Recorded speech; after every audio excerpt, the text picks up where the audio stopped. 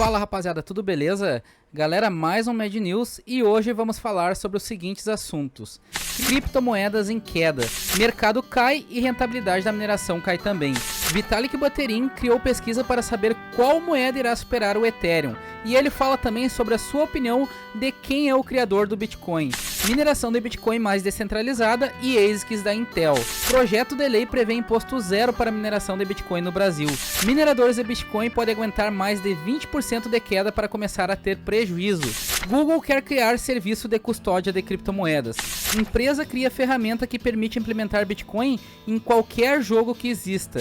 Homem perde 916 mil reais em Bitcoin após confiar em namorada virtual.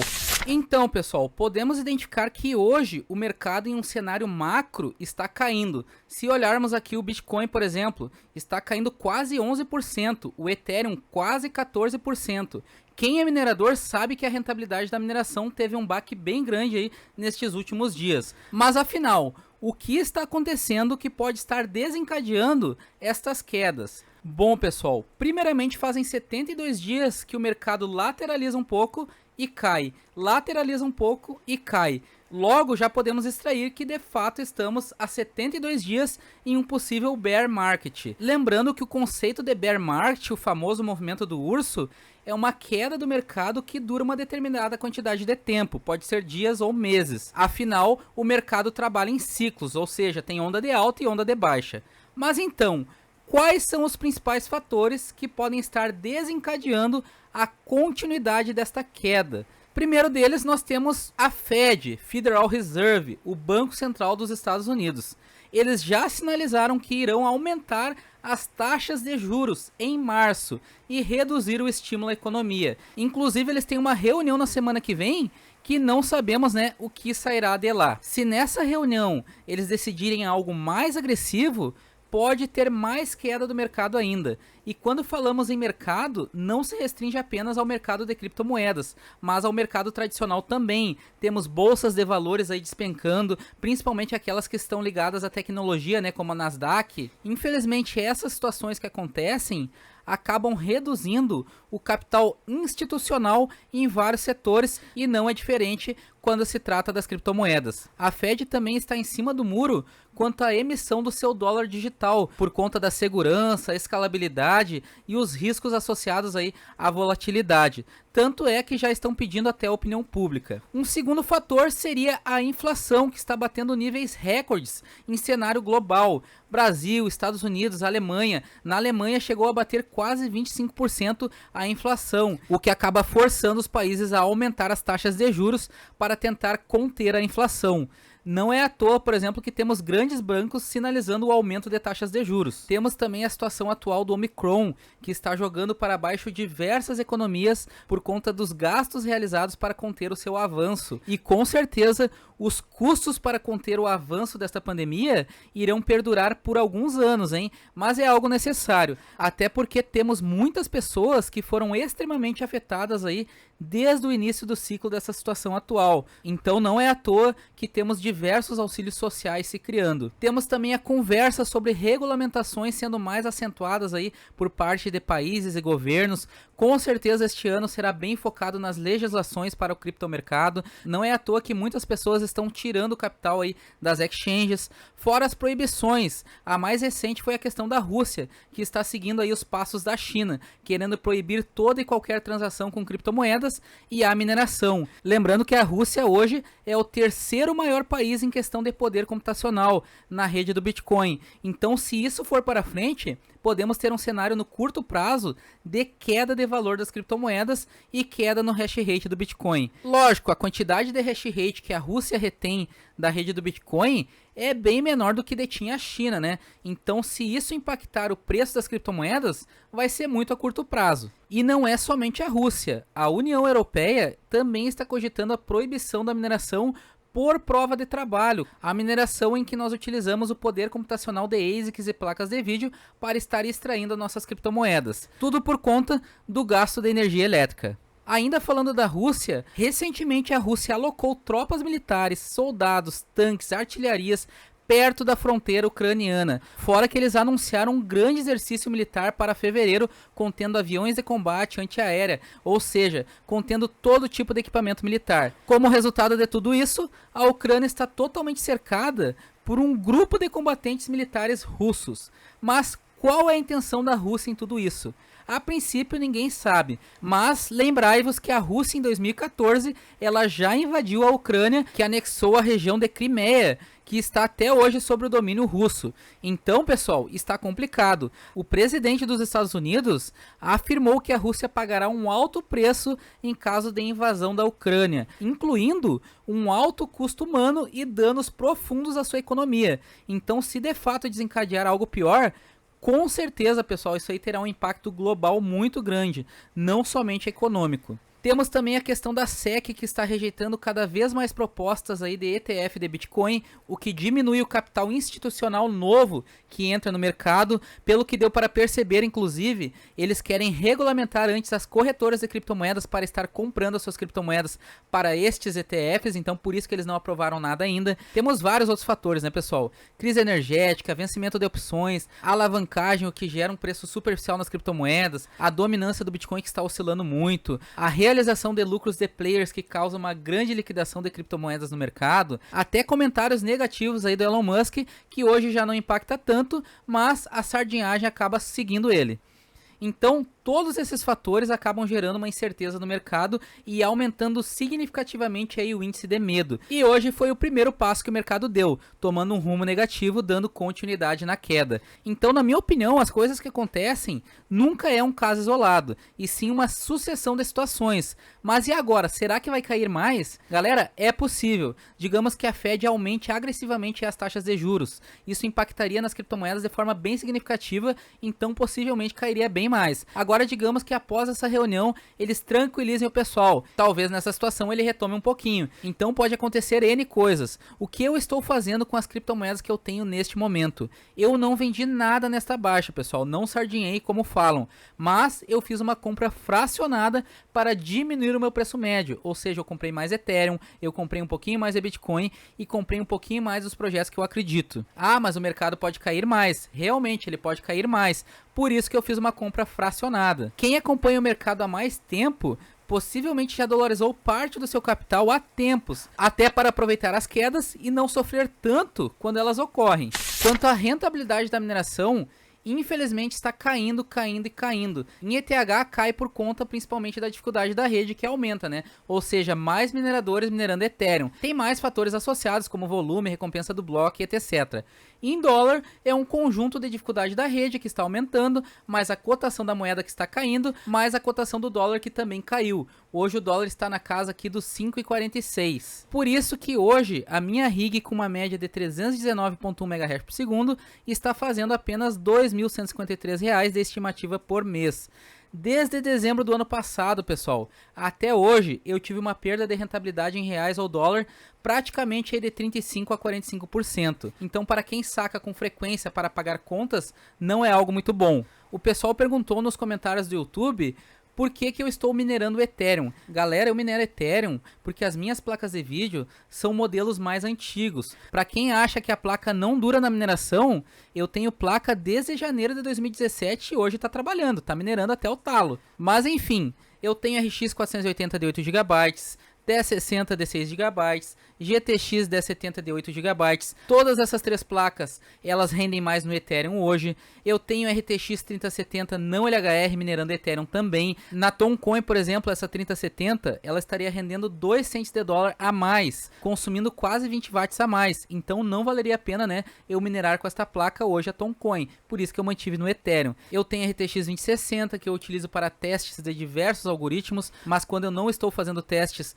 eu utilizo ela para minerar o Ethereum. A moeda mais rentável hoje na RTX 2060, segundo o Hashrate.no, é a Toncoin. Ela faz cerca de 23 cents de dólares a mais por dia nesta placa, porém ela também consome 43 watts a mais, e quem paga energia elétrica sabe que isso é um consumo um pouquinho alto, então eu mantive minerando o Ethereum com ela. Tenho também RTX 3060 LHR de segunda geração. Esta placa eu utilizo para muita coisa, né? Jogo, edição, uso pessoal, para tudo que eu preciso eu utilizo porque porque ela está no meu PC gamer e eu minero com ela somente nos tempos vagos. Então eu também aloquei ela no Ethereum. E o pessoal começou a perguntar novamente sobre a atualização do Ethereum, a Demerge, por conta de verem algumas lives aí o pessoal comentando que ela ocorrerá em meados de abril. Galera, no site oficial do Ethereum, ethereum.org, eles mudaram a previsão para o segundo trimestre do ano de 2022, ou seja, abril, maio ou junho. Para quem não sabe, esta atualização, ela acabará com a mineração do Ethereum por placas de vídeo e ASICs. Mas é provável que este término seja gradual, que ele ocorra aos poucos, não será de supetão, até para não comprometer a segurança da rede do Ethereum. Então os mineradores, na minha opinião, vão deixando a rede aos poucos. E é interessante ressaltar que isto aqui é apenas uma previsão, ela pode ser adiada, como alguns devs já comentaram em final de 2022, 2023, ou até antecipada e acontecer antes do que nós esperávamos. Mas independente disso, nós temos várias outras moedas aí para minerar, além do Ethereum. Aqui eu tenho um gráfico projetado da dificuldade da rede do Ethereum em meados de 2018. Lógico que não é um parâmetro 100% para comparar com a mineração de hoje, né? Porque os players do mercado hoje são outros. Mas eu notei algo parecido. Eu lembro que mesmo na queda do mercado naquela época, a dificuldade da rede, tanto para o Bitcoin quanto para o Ethereum, elas continuaram aumentando. Mesmo a mineração tendo caído a rentabilidade ou gerando até prejuízo, o pessoal continuava investindo aí em máquinas de mineração. E se olharmos a dificuldade da rede do Ethereum hoje, por exemplo, está acontecendo algo parecido. A rentabilidade está caindo cada vez mais, mas a dificuldade da rede não para de aumentar. Ou seja, não para de entrar novos mineradores ou até antigos mineradores estão ampliando as suas farms e as suas rigs de mineração. Então, pessoal, apesar de muitas pessoas acharem que um ROI de 20 meses é ruim, muitas pessoas acham ele satisfatório, assim como eu. Bom, agora vamos às notícias. O cofundador do Ethereum, Vitalik Buterin, realizou 2 pesquisas no Twitter perguntando o seguinte: se 80% de todas as transações e economias no ano de 2035 estiverem alocadas em uma moeda que não fosse o Ethereum, qual cripto os investidores acreditariam que seria? E como o mercado de criptoativos é muito grande, ele direcionou a pesquisa. A primeira ele direcionou para o Bitcoin, USD, Sol e ADA. E a segunda para Tron, BNB, CNY e NEO. Após quase 1 milhão de votos somando as 2 pesquisas, na primeira pesquisa a moeda mais votada foi a ADA, na sequência o Bitcoin e depois a Solana. Na segunda pesquisa a moeda mais votada foi a Tron, na sequência a BNB e depois a NEO. E apesar do Vitalik não sugerir algumas moedas nas pesquisas, nos comentários aí dessas pesquisas, os usuários incluíram XRP, Dogecoin, Shiba e Polkadot. E vocês, pessoal, qual dessas moedas vocês acreditam que prevalecerá até 2035? Ainda com o Vitalik, ele deu um palpite durante a conversa com o canal Up Only TV de quem poderia ser Satoshi Nakamoto. Para ele, seria Hal Finney. E ele ressaltou uma coisa bem interessante. Ele falou que a melhor coisa que o Satoshi fez foi criar o Bitcoin e a segunda melhor foi manter o anonimato e a privacidade. Hal Finney foi um dos que contribuiu para a criação do Bitcoin e foi ele que recebeu a primeira transação de Bitcoin enviada por Satoshi Nakamoto. Infelizmente, ele veio a falecer em 2014 por conta de uma doença. Após seu falecimento, ele foi levado a uma empresa de criogenia e congelaram seu corpo para que no futuro possam descobrir a cura dessa doença que ele tinha e assim descongelarem o seu corpo. Enfim, além dele, temos vários outros possíveis candidatos. Quem lembra, no ano passado, após a proibição da mineração na China, o hash rate do Bitcoin chegou a cair quase 50% de um mês para o outro, o que acabou levando o mercado cripto como um todo, né? O Bitcoin na época chegou abaixo de 30 mil dólares. Contudo, hoje, o hash rate da rede do Bitcoin está maior do que antes. Já atingiu novamente um outro pico histórico. Agora, com esta situação da Rússia, se der prosseguimento à proibição que eles querem fazer, talvez acabe oscilando novamente o hash rate do Bitcoin e talvez, né, tenha uma queda nas criptomoedas. Mas fato é que a rede está mais segura do que nunca. E falando em hash rate do Bitcoin, a Intel está focando alguns esforços na criação de uma ASIC para a mineração do Bitcoin. Segundo eles, será superior a tudo que temos hoje no mercado. A ASIC já possui até um nome, pessoal: Bonanza Mine. A Intel já firmou inclusive um contrato de fornecimento das ASICs que estão sendo confeccionadas. Segundo pesquisas, Estas máquinas prometem ser mais eficientes tanto em hash rate desempenhado quanto a gasto energético. Isso aí seria bem interessante, porque um dos principais pontos quando tratamos de mineração de Bitcoin é a questão energética, o quanto de energia que gasta aí para estar mantendo a rede do Bitcoin. Inclusive, este é o alvo de várias proibições que acontecem. E vale ressaltar que a anti-miner que hoje está mais rendendo no mercado é a S19XP, que faz 140 terahash por segundo, consumindo mais de 3.000 watts aí na tomada. Se eles conseguirem fazer algo parecido em questão aí de desempenho com um consumo bem menor, talvez eles ganhem bastante o mercado. Projeto de lei prevê imposto zero para a mineração de Bitcoin no país. A ideia é fomentar a mineração no Brasil, mas não será tão simples assim. As empresas terão que seguir todas as determinações descritas por estes projetos-leis, caso eles vigorem, incluindo uma homologação pela ANEEL. Caso eles estiverem de acordo, terá isenção fiscal aí de vários tipos de impostos. Com menos impostos, poderá fomentar este mercado no Brasil e gerar mais empregos. Bom, é bacana, mas sabemos que terão várias entrelinhas aí neste projeto, fora que o Brasil possui uma das maiores taxação elétrica aí do mundo. Fora que hoje ele pode zerar o imposto aí para a mineração de Bitcoin e amanhã depois cobrar. Temos vários exemplos disso, inclusive, né? Países que abriram as portas aí para os mineradores de Bitcoin e hoje colocam um monte de restrição, como Cazaquistão, Índia, Rússia. A própria China também já foi um destes. Galera, e quando que a mineração começará a dar prejuízo? Eu fiz um vídeo sobre isso, simulando a rentabilidade do Ethereum, vou deixar o link na descrição. Mas para a mineração gerar prejuízo, o que nós geramos de rentabilidade não poderia ser suficiente para o custo de manter as máquinas ligadas. Segundo um tweet realizado por Venture Fund, para começar a ficar ruim, o Bitcoin teria que cair abaixo de 34 mil dólares. Nesta situação, começaria a ficar preocupante. Se vocês olharem neste gráfico, por exemplo, conseguimos perceber que o custo varia conforme o hash rate da rede, né? Então, antigamente, quando o hash rate era menor, o custo para manter a rede era menor. Hoje que o hash rate é maior, o custo para manter a rede também se tornou maior. Pelo gráfico, basicamente entre 20 mil dólares e 34 mil dólares, hoje seria o custo para manter o funcionamento da rede. Logicamente que depende da farm, né? Algumas têm custo maior, outras têm custo menor. Galera, a Google está planejando lançar um serviço de custódia para criptomoedas. Eles querem lançar um recurso que permita ao usuário guardar criptomoedas em um cartão digital, onde você poderia gastar moedas fiat, tipo real, euro, dólar, com as suas criptomoedas, ou seja, a conversão iria acontecer diretamente no cartão. Para que seja possível essas implementações que eles querem fazer, a Google está estabelecendo uma parceria com a Coinbase e com a BitPay, que é um processador de pagamentos aí com criptomoedas. Fora que eles estão contratando também grandes pessoas que atuam nesta área. Bom, pessoal, vamos ver o que sairá dessa dinâmica aí no futuro. Mas um fato hoje é que uma das principais reclamações do pessoal é o uso das criptomoedas sem precisar transformar elas antes na moeda fiat. Por exemplo, eu utilizar Bitcoin sem precisar transformar ele em real antes. Empresa chamada ZBD está anunciando uma ferramenta que permite implementar Bitcoin em qualquer jogo. Bacana! Temos outros serviços aí que conseguem fazer algo parecido, né? Mas vamos ver se este aqui será bem aceito pelo mercado. Galera, e para fechar com chave de ouro, homem perde 916 mil reais em Bitcoin após confiar em namoradinha virtual.